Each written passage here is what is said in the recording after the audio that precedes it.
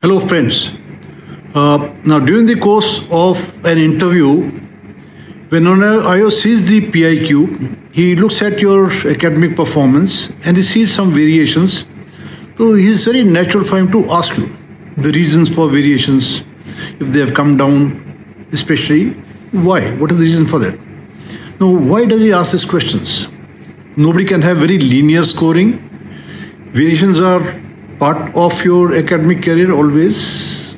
Sometimes the marks can be better, sometimes may not be very good, and there will always be some reasons for that.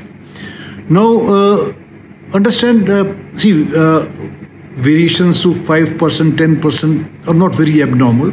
Broadly, he's seeing what is your academic profile. Are you a high scorer or a mediocre or maybe lower than that?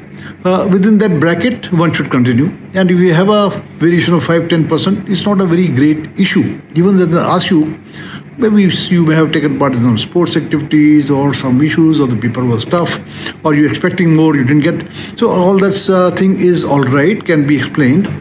But if the variation is more, say 15%, 20%, he needs to understand that, because that is not a very normal variation. Right?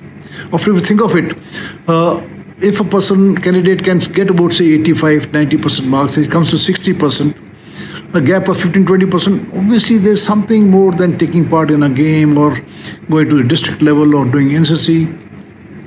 Somewhere the issue which appears when you talk to candidates is about lack of priorities or good time management. Right? So that becomes an issue. I mean, obviously, he would like to see a candidate who's done his studies, who's played maybe a game for the school or college or university, he did ABC things in the extracurricular. Obviously, we're looking for people who are all-rounded and who taking part in activities. Obviously, when you take part in activities, it takes away your time for the studies, but a reasonable balance is important. Fine. So reasonable balance means a person who's hardworking, motivated, even if he takes part for the sports activities or NCC activities, he works harder, he takes out extra time, and therefore he tries and maintain his level, maybe 5, 7, 8%.